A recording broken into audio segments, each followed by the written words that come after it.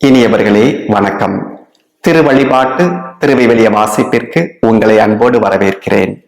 இன்று ஆண்டின் பொதுக்காலம் 20ஆம் ஞாயிறு. உமது நம்பிக்கை பெரிது என்னும் மைய கருத்தில் இன்றைய நாள் வாசகங்களை பற்றி நாம் சிந்திப்போம். இந்த வாசகங்களுக்கு அடிப்படையாக இருக்கக்கூடிய ஒரு சொல் நம்பிக்கை. நம்பிக்கை நம்முடைய வாழ்வுக்கு அடிப்படையாக இருப்பது என்பதை நாம் உணர்வோம். பல நேரங்களில் இந்த நம்பிக்கை பிறழ்வுபட்டதாக இருக்கின்றது. 3 வகையான பிறழ்வுகளை நாம் எண்ணி பார்க்க முடியும். முதலில் அவநம்பிக்கை. என்னால் எதுவுமே இயலாது, அல்லது என்னை சுற்றி நடப்பவை எல்லாமே எதிர்மறையாகவே நடக்கும் என்ற அவநம்பிக்கை. இரண்டாவது அதீத நம்பிக்கை, ஓவர் கான்பிடன்ஸ். டைட்டானிக் கப்பல் போல கடவுளால் கூட இதை கவிழ்க்க முடியாது என்று நினைத்த அந்த நபர்கள் கடைசியில் அந்த கப்பல் மூழ்கும் போது என்ன செய்வது என்று தெரியாமல் தவித்தார்கள். மூன்றாவது மூட நம்பிக்கை. இந்த 3 வகையான நம்பிக்கைகளுமே எதிர்மறையானவை, பிறழ்வுபட்டவை. இதற்கு மாறாக இறை நம்பிக்கை, பிறர் மேல் நம்பிக்கை, நம்மேல் நம்பிக்கை என்று நம்பிக்கை நேர்முகமாக நகரும் போது நம்முடைய வாழ்விலும் வல்ல செயல் நடந்தேறும் என்கிறது இன்றைய நற்செய்தி வாசகம். இந்த நற்செய்தி வாசகம் மத்தேயு நற்செய்தி அலகு 15, அருள் வாக்கியங்கள் 21 முதல் 28. கனானிய பெண்ணுடைய மகளுக்கு இயேசு நலம் தருகிறார். இதை மார்க் நற்செய்தியாளரும் அலகு 7, 24 முதல் 30 பதிவு செய்கின்றார். ஆனால் சில வித்தியாசங்கள் இருப்பதை நாம் பார்ப்போம். இந்த நற்செய்தி வாசகத்தின் இலக்கிய சூழல் என்று பார்க்கும் போது, இதற்கு முந்தைய பகுதியில் இயேசு கடல் மேல் நடந்து சீடர்களிடம் வருகின்றார். இயேசு கடல் மேல் நடந்து வருவதை பார்க்கக்கூடிய பேதுருவும் தண்ணீரின் மேல் நடக்க விரும்புகிறார், நடக்க தொடங்குகிறார். ஆனால் பெரும் காற்றை கண்டு அஞ்சி ஐயோ காப்பாற்றும் என்று சொன்னவுடன் இயேசு நம்பிக்கை குன்றியவனே என பேதுருவை கேட்கின்றார். அதற்கு மாற்றாக இந்த நற்செய்தி வாசகத்தில் பார்க்கின்றோம், அம்மா உமது நம்பிக்கை பெரிது என்று அந்த பெண்ணின் நம்பிக்கையை இயேசு பாராட்டுகின்றார். இதற்கு முந்தைய பகுதிக்கும் இந்த வாசக பகுதிக்கும் உள்ள தொடர்பு என்று பார்க்கும் போது, முந்தைய பகுதியில் பேதுருவின் நம்பிக்கை குறைவை இயேசு கடிந்து கொள்கிறார். இந்த பகுதியில் அந்த பெண்ணின் நம்பிக்கையை இயேசு பாராட்டுகின்றார். இதற்கு முந்தைய பகுதியில் சீடர்கள் இயேசுவை உண்மையில் நீர் இறைமகன் என அறிக்கையிடுகிறார்கள். இந்த வாசக பகுதியில் தாவீதின் மகனே என அழைக்கின்றார் அந்த பெண்.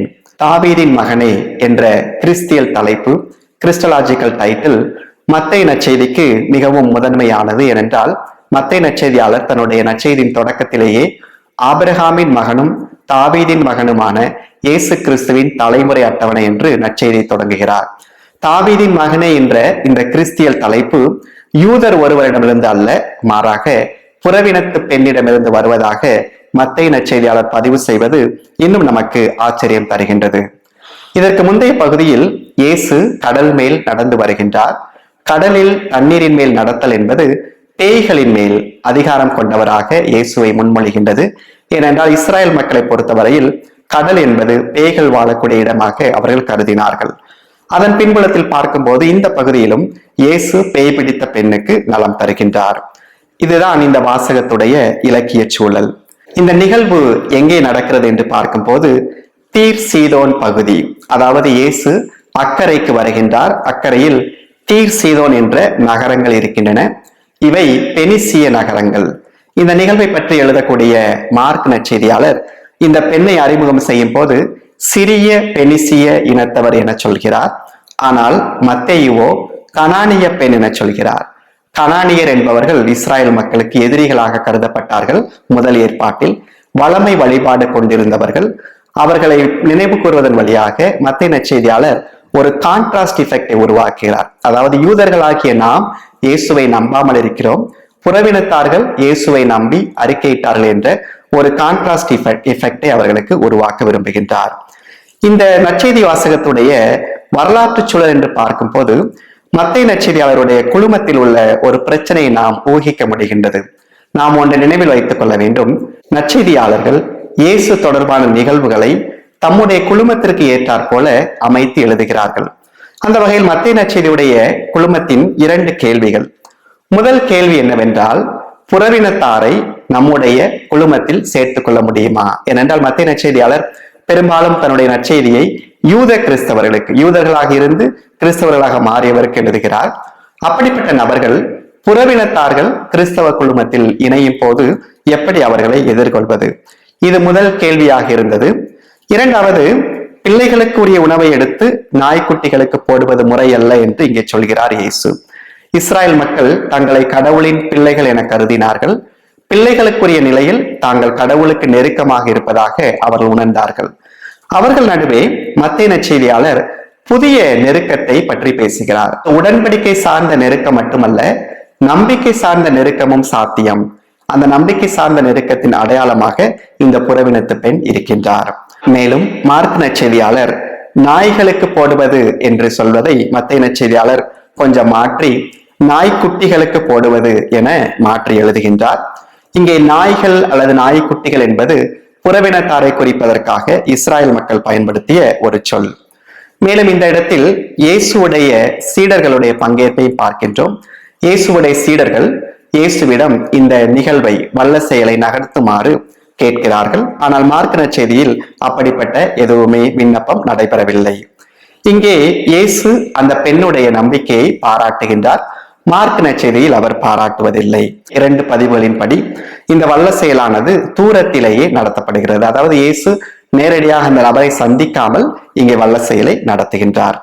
இதுதான் இந்த நற்செய்தி வாசகத்துடைய சூழல். நற்செய்தி வாசகத்திற்குள் சென்று நாம் பார்க்கும் போது முதலில் இந்த பெண் 3 நிலைகளில் வலுவற்றவராக இருக்கின்றார். முதலில் இவர் ஒரு பெண், இரண்டாவது புறவினத்து பெண், மூன்றாவது பேய் பிடித்த ஒரு குழந்தையுடைய தாய். இந்த 3 வலுவின்மைகளோடு வருகிறார். இருந்தாலும் இந்த பெண் இயேசுவை தேடி வருகின்றார். இயேசுடைய எதிர்வினை அல்லது பதிலிருப்பு என்று பார்க்கும்போது அது 3 நிலைகளில் நகர்கின்றது. முதலில் இயேசுடைய கண்டுகொள்ளா தன்மை, இன்டிஃபரன்ஸ். அந்த பெண் கத்திக்கொண்டே வருகிறார், ஆனால் இயேசு அவரை கண்டுகொள்ளவே இல்லை, கண்டுகொள்ளா தன்மை. இரண்டாவது ரெசிஸ்டன்ஸ், இயேசு அவரை எதிர்க்கிறார். பிள்ளைகளுக்குரிய உணவை எடுத்து நாய்களுக்கு போடுவது முறை அல்ல என்று சொல்கிறார். அதற்கு முன்பாக இஸ்ராயல் மக்களிடம் மட்டுமே நான் அனுப்பப்பட்டேன் என்று தன்னுடைய பணியின் தனிப்பட்ட தன்மை, எக்ஸ்க்ளூசிவிட்டியை அவருக்கு காட்டுகின்றார். மூன்றாவதாகத்தான் அவர் அவருடைய நம்பிக்கையை பாராட்டி இந்த வல்ல செயலை நிகழ்த்துகின்றார். இதை மத்தேயு நற்செய்தியுடைய குழுமத்தில் பார்க்கும் போது இந்த 3 வகையான எதிர்வினைகளை மத்தேயு நற்செய்தியுடைய குழுமத்தாரும் ஆற்றினார்கள். முதலில் அவர்கள் புறவினத்தாரை கண்டுகொள்ளவில்லை, 2 புறவினத்தாரை எதிர்க்கிறார்கள், 3 புறவினத்தாரை ஏற்றுக்கொள்கிறார்கள். அடுத்ததாக இதை ஒரு கதையாடல் அடிப்படையில் பார்க்கும் போது முதலில் உள்ள இனிஷியல் சிச்சுவேஷன், தொடக்க நிலை என்னவென்றால் அந்த குழந்தை பேய் பிடித்தவராக இருக்கின்றார். அடுத்து ஒரு நரேட்டிவ் டென்ஷன் வருகிறது. அங்கே பிள்ளைகளுக்குரிய உணவை எடுத்து நாய்க்குட்டிகளுக்கு போடுவது முறை அல்ல என சொல்கிறார். உடனே வாசகருக்கு ஒரு வகையான ஆர்வம் பிறக்கின்றது. இந்த வல்ல செயல் நடக்குமா நடக்காதா? கடைசியில் இந்த வல்ல செயல் நடந்தேறுகிறது. அந்த பெண் நலம் பெறுகிறார். இந்த நற்செய்தி வாசகம் நமக்கு சில பாடங்களை, குறிப்பாக இந்த பெண் நமக்கு சில பாடங்களை முன்மொழிகின்றார். முதலில் நம்முடைய வாழ்வின் வலுவற்ற நிலையில் நாம் கடவுளை நோக்கி கூக்குரலிட வேண்டும். நாம் இரத்தப்போக்குடைய பெண் நிகழ்வை வாசிக்கும் போது பார்க்கின்றோம், அந்த பெண் பல்வேறு மருத்துவர்களை சந்தித்து அவர்களால் குணப்படுத்த இயலாத போது இயேசுவை சந்திக்கின்றார். இதுதான் லிமினாலிட்டி, மனிதர்களுடைய வரையறை அனுபவம். எல்லாவற்றையும் நாம் சந்தித்த பிற்பாடு நாம் யாரிடமும் நலம் பெறவில்லை என்றால் கடைசியில் கடவுளிடம் சரணடைகின்றோம். இந்த பெண்ணும் ஏறக்குறை அப்படித்தான் தன்னுடைய வாழ்வின் வலுவற்ற நிலையுடைய உச்சகட்டத்தில் இயேசுவை தேடி வருகின்றார். அங்கேதான் அவருடைய நம்பிக்கை பிறக்கின்றது. நாம் கேட்க வேண்டிய ஒரு கேள்வி, நம்முடைய நம்பிக்கை பயணம் எப்படி இருக்கின்றது? நம்முடைய வாழ்வின் வரையறையை நாம் தழுவும் போது அந்த வரையறையிலிருந்து வெளிவருவதற்கு நாம் கடவுளை பற்றி கொள்கிறோமா? அடுத்ததாக ஃபார்ச்சூன் ஃபேவர்ஸ் த போல்ட் என்று நாம் கேள்விப்பட்டிருப்போம். இந்த யூனிவர்ஸ் யாருக்கு உதவி செய்யும் என்றால் செயல்பட்டு கொண்டே இருப்பவர்களுக்கு. அப்படித்தான் இங்கே பார்க்கின்றோம். இந்த பெண் தன்னுடைய நம்பிக்கையை தனக்குள்ளே வைத்துக் கொள்ளாமல் வெளிப்படையாக வந்து இயேசுவை நோக்கி அறிவிக்கின்றார். இந்த நம்பிக்கை தான் அவருக்கு வெற்றியை பெற்று தருகிறது. இந்த ஃபார்ச்சூன் ஃபேவர்ஸ் த போல்ட் என்பது இந்த நிகழ்வில் உறுதியாகின்றது. அடுத்ததாக இயேசு பிள்ளைகளுக்குரிய உணவு நாய்க்குட்டிகள் என்று வேறுபடுத்தி பார்த்தார். பிள்ளைகள் வேறு, நாய்க்குட்டிகள் வேறு. ஆனால் இந்த பெண் அந்த இரண்டையுமே பார்ப்பது ஒரு யூனிஃபைடு விஷன். அது எப்படி என்றால், பிள்ளைகளுடைய வயிற்றில் இருப்பதும் அப்பத்துண்டுதான், நாய்க்குட்டிகளுடைய வயிற்றில் இருப்பதும் அப்பத்துண்டுதான். அந்த ரொட்டி துண்டை முன்வைத்து இந்த 2 பேரையும் சேர்த்து பார்க்கின்றார் இந்த பெண். அடுத்ததாக இந்த பெண்ணுடைய விடாமுயற்சி, நம்பிக்கையில் தொடர்ந்து, இதைத்தான் பவுல் குறிப்பிடுவார். பந்தயத்தில் பலர் ஓடினாலும் ஒருவர் மட்டுமே வெற்றி பெறுகிறார், வெற்றி பெறுவதற்காக ஓடுங்கள் என சொல்கிறார். நம்முடைய வாழ்விலும் நாம் போராடுவது வெற்றி பெறுவதற்காக மட்டும்தான் அன்றி போராடிவிட்டு பாதியிலே வருவதல்ல. இந்த பெண் வெற்றி கிடைக்கும் வரை போராடுகிறார். இதுவும் நாம் கற்றுக்கொள்ள வேண்டிய பாடம். தொடர்ந்து இந்த பெண் தன்னுடைய மகள் மேல் கொண்டிருந்த அக்கறை, இது முறையல்ல என்று இயேசு சொன்ன போது இதுவும் முறையே என்று அந்த பெண் இயேசுவுக்கு உணர்த்துகிறார். பல நேரங்கள் நம்முடைய வாழ்க்கையிலும் இது முறை, இது முறையல்ல என்று சொல்லியே நாம் அறநெறி பார்வையிலோ அல்லது ஒருவர் மற்றவரை வேறுபடுத்தி பார்ப்பதிலேயோ நேரத்தை கடத்தி கொண்டே இருக்கின்றோம். முறை முறையல்ல என்பதை தாண்டி நம்பிக்கையால் அனைத்தை வெற்றி பெற முடியும் என்பது இந்த பெண் தரக்கூடிய அடுத்த பாடம். இப்படியாக இந்த பெண் நமக்கு சில பாடங்களை கற்றுத்தருகின்றார். இந்த வாசகமும் மற்ற வாசகங்களும் இணைந்து போவது நம்பிக்கை, புறவினத்தாருடைய நம்பிக்கை. அதைத்தான் இன்றைய முதல் வாசகத்தில் நாம் பார்க்கின்றோம். இறைவாக்கினர் எசாயா அலகு 56, அருள் வாக்கியங்கள் 1 மற்றும் 6, 7. இந்த வாசக பகுதியானது 3ஆம் எசாயா என சொல்லப்படக்கூடிய எசாயா இறைவாக்கினருடைய கடைசி பகுதியிலிருந்து எடுக்கப்பட்டுள்ளது. இந்த பகுதி பாபிலோனிய நாடு கடத்தலுக்கு பிற்பாடு நாடு கடத்தப்பட்ட மக்கள் மீண்டும் தங்கள் சொந்த நாடு திரும்பிய பிற்பாடு எழுதப்பட்டது. இந்த பகுதியில் ஒரு இன்க்ளூசிவிசம், அனைவரையும் உள்ளடக்கக்கூடிய ஒரு பார்வை பார்க்கின்றோம். அப்படிப்பட்ட ஒரு நிகழ்வு யூனிவர்சலிசம், இன்க்ளூசிவிசம், கடவுளுடைய மீட்பு அனைவருக்கும் பொதுவானது என்ற செய்தியானது இங்கே தரப்படுகின்றது. இங்கே புறவினத்தாரும் ஆண்டவருடைய கடவுளுடைய ஆலயத்திற்கு வருவார்கள் என்று எசாயா இறைவாக்கினர் வழியாக ஆண்டவராகிய கடவுள் சொல்கிறார். இஸ்ராயல் மக்களை பொறுத்தவரையில் ஆலயம் என்பது அவர்களுடைய அடையாளம், எருசலேம் கோவில். அந்த கோவில் கடவுளுக்கும் இஸ்ராயல் மக்களுக்குமான உறவின் வெளிப்பாடாக இருந்தது. அதே வேளையில் இந்த கோவிலை வைத்துத்தான் அவருடைய சமூகம் நிர்ணயிக்கப்பட்டது. ஆண் வேறு, பெண் வேறு, அருள் பொழிவு பெற்றவர்கள் வேறு, அருள் பொழிவு பெறாதவர்கள் வேறு, தீட்டு தூய்மை என்ற வேறுபாடு இந்த கோவிலை மையப்படுத்தியதாக இருந்தது. இப்பொழுது பார்க்கின்றோம், இந்த கோவிலுக்குள் புறவினத்தாரும் வருவார்கள், இறைவேண்டல் செய்வார்கள். இதைத்தான் என் இல்லம் இறைவேண்டலின் வீடு என அழைக்கப்படும் என அறிவிக்கின்றார் ஆண்டவராகிய கடவுள். இதே சொற்களை சொல்லிதான் இயேசு நற்செய்தி வாசகத்தில் கோவிலை தூய்மைப்படுத்தும் போது என் இல்லம் இறைவேண்டலின் வீடு என்று நினைவுறுத்துகிறார். இப்படியாக புறவினத்தாரும் ஆண்டவராகிய கடவுளுடைய மீட்பு திட்டத்திற்குள் வர முடியும் என்பது முதல் வாசகம் தரக்கூடிய செய்தி. தொடர்ந்து 2ஆம் வாசகம், பவுல் ரோமேருக்கு எழுதக்கூடிய திருமடல் அலகு 11. இங்கே இஸ்ராயல் மக்கள் இயேசுவை மெசியா என ஏற்றுக்கொள்ளவில்லை என சொல்லுகிற பவுல் தொடர்ந்து கடவுள் தாம் விடுத்த அழைப்பையும் கொடுத்த அருள் கொடைகளையும் திரும்ப பெற்றுக்கொள்வதில்லை என்கிறார். அதாவது கடவுளின் கொடைகளும் அருளும் இர்ரிவோக்கபிள், இர்ரிவர்சிபிள். கடவுள் ஒரு முறை கொடுத்து விட்டார் என்றால் அது என்றென்றைக்கும் கொடுத்ததாக மாறிவிடுகின்றது. கடவுளுடைய இரக்கம் இங்கே புலப்படுகின்றது. இப்படியாக கடவுளுடைய இரக்கத்தை இஸ்ராயல் மக்கள் நினைவு கூர்ந்து இயேசுவை மெசியாவாக ஏற்றுக்கொள்ள வேண்டும் என்பது பவுலுடைய அழைப்பாக இருக்கின்றது. இன்றைய பதிலுரை பாடல் திருப்பாடல் 65. கடவுளே, மக்களினத்தார் உம்மை புகழ்வார்களாக, மக்கள் எல்லாரும் உம்மை போற்றுவார்களாக. அதாவது அனைத்து நாடுகளும் ஆண்டவராகிய கடவுளை கடவுள் என்று ஏற்றுக்கொள்வார்களாக என்று திருப்பாடல் ஆசிரியர் பாடுகின்றார். இந்த 4 இறை வார்த்தை பகுதிகளை இணைத்து பார்க்கும் போது புறவினத்தாரும் ஆண்டவராகிய கடவுளை தேடி வருகிறார்கள். புறவினத்தாரையும் கடவுளை இணைக்கக்கூடிய ஒரு பாலம் நம்பிக்கை. நாம் அனைவருமே யூதர்களை பொறுத்தவரையில் புறவினத்தார்கள் தான். இந்த இறைவார்த்தை வழிபாடு நமக்கு தரக்கூடிய வாழ்வியல் பாடங்களாக நான் 3ஐ கருதுகின்றேன். 1, அம்மா உமது நம்பிக்கை பெரிது. நாய்க்குட்டி, நாய் என அழைக்கப்பட்டவர் கடைசியில் அம்மா என அழைக்கப்படுகின்றார். கிரேக்கத்தில் குனே, உமன், ஒரு வகையான மரியாதை சொல். பேதுருவிடம் நம்பிக்கை குன்றியவனே என சொல்கிற இயேசு இங்கே அம்மா உமது நம்பிக்கை பெரிது என்கின்றார். திருத்தூதர்களின் தலைவராக இருக்கக்கூடிய பேதுரு நம்பிக்கை குன்றியவராக இருக்கிறார். புறவினத்து பெண் நம்பிக்கையால் இயேசுவை வெற்றி கொள்கிறார். நம்பிக்கை என்பது எபிரேயருக்கு எழுதப்பட்ட திருமடல் அடிப்படையில் பார்க்கும் போது நாம் காண இயலாதவை பற்றிய ஐயமற்ற நிலை, நாம் எதிர்நோக்கி இருக்கவை பற்றிய ஐயமற்ற நிலை. இந்த நம்பிக்கை இருக்கும் போது நம்முடைய வாழ்வில் நாம் எதையுமே சாதிக்க முடியும். இதைத்தான் இன்றைய மேனேஜ்மெண்ட்டும் மாடர்ன் ஸ்பிரிச்சுவாலிட்டியும் மேனிஃபெஸ்டேஷன் என்று சொல்கிறார். அதாவது நாம் எதை நம்புகிறோமோ அதை அப்படியே வாழ்வாக்கி பார்ப்பது. இந்த பெண் இயேசுவிடம் வந்தபோது தன்னுடைய மகளுக்கு ஏற்கனவே நலம் கிடைத்து விட்டதாக நம்பி வருகிறார். அதற்கப்புறம் நடக்கக்கூடிய எல்லாமே அதை உறுதிப்படுத்துவதாகத்தான் இருக்கிறது.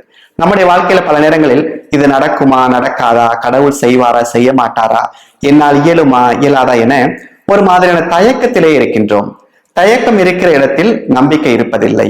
தயக்கம் இருக்கிற இடத்தில் அச்சம் தான் இருக்கின்றது. எதிர்காலம் பற்றிய அச்சமும் ஐயமும் கூடிக்கொண்டே போகிறது. ஆனால் நம்பிக்கை பிறக்கின்ற இடத்தில் மாற்றம் பிறக்கின்றது. இரண்டாவது பாடம், வெறும் உணர்வு அலைகளால் அல்ல, மாறாக ஆய்ந்து அறிந்து பார்க்க வேண்டும். இந்த பெண்ணுடைய இடத்தில் நம்மை வைத்து பார்ப்போம். நாம் யாரிடமாவது உதவி கேட்டு செல்கிறோம். உதவி கேட்டு செல்லும் போது அந்த நபர் நம்ம இன்சல்ட் பண்ற வைத்துக் கொள்வோம்.